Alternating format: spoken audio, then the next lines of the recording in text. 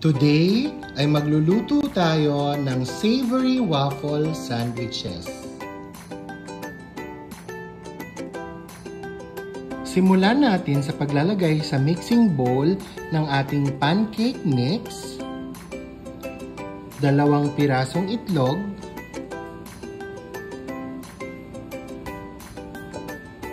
vegetable oil,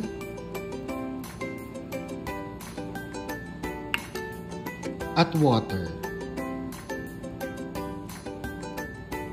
Hahaluin lang natin ang mixture na ito hanggang sa maging slightly lumpy at wala ng traces ng flour.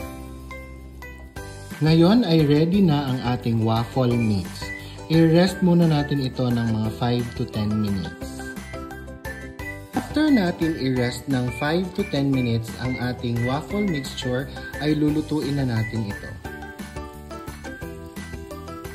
Ngayon ay luto na ang ating waffles at isi-set aside muna natin ito.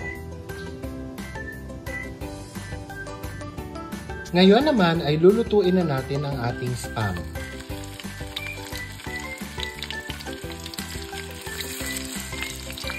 Isusunod natin ang ating Hungarian sausages.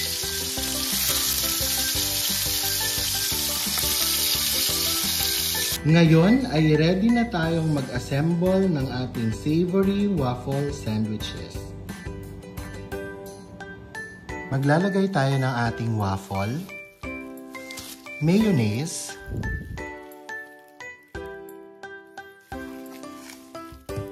lettuce,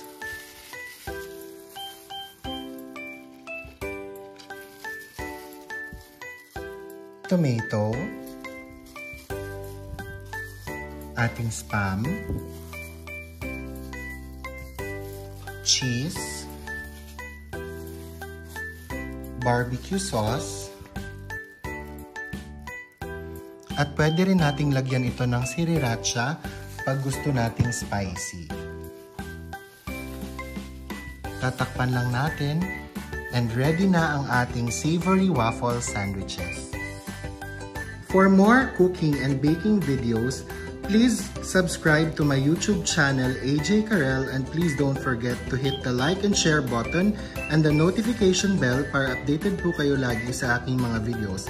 Salamat!